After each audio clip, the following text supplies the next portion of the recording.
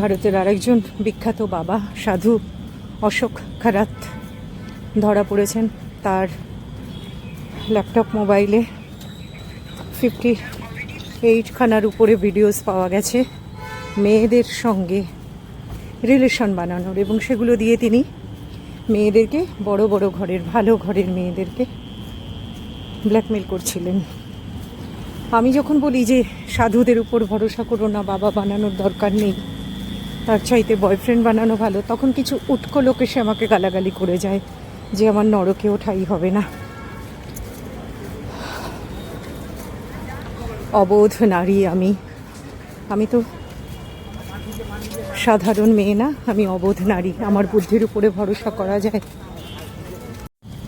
যেখানে মহারাষ্ট্রের মহিলা আয়োগের অধ্যক্ষার, মানে মহিলা আয়োগের কাজ হলো মহিলাদের সম্মান রক্ষার, মহিলাদের উপরে যাতে কোনো অত্যাচার না হয় সেইগুলো দেখা, সুরক্ষিত রাখা। সেই মহিলা আয়োগের অধ্যক্ষার ভিডিও পাওয়া গেছে। তিনি ওই অশোক খারাটের পা ধুচ্ছেন পরাতের উপরে নিয়ে।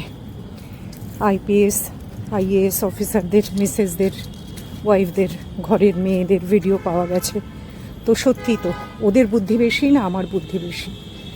আমার বুদ্ধি বেশি নয়, আমি সৎ। আমার যেটা মনে হয় যে এটা ঠিক আমি সেটাই করি, সেই জন্য অযথা আমাকে গালাগালি করা হয়। ও হে মূর্খ নারী, অবোধ নারী, তুমি গুরুদেবের নামে মিথ্যে কথা বলছো, গুরুদেবকে বদনাম করতে চাইছো, তোমার নরকে ওঠাই হবে না। ভারতের কোন স্ক্যান্ডালে জড়াননি?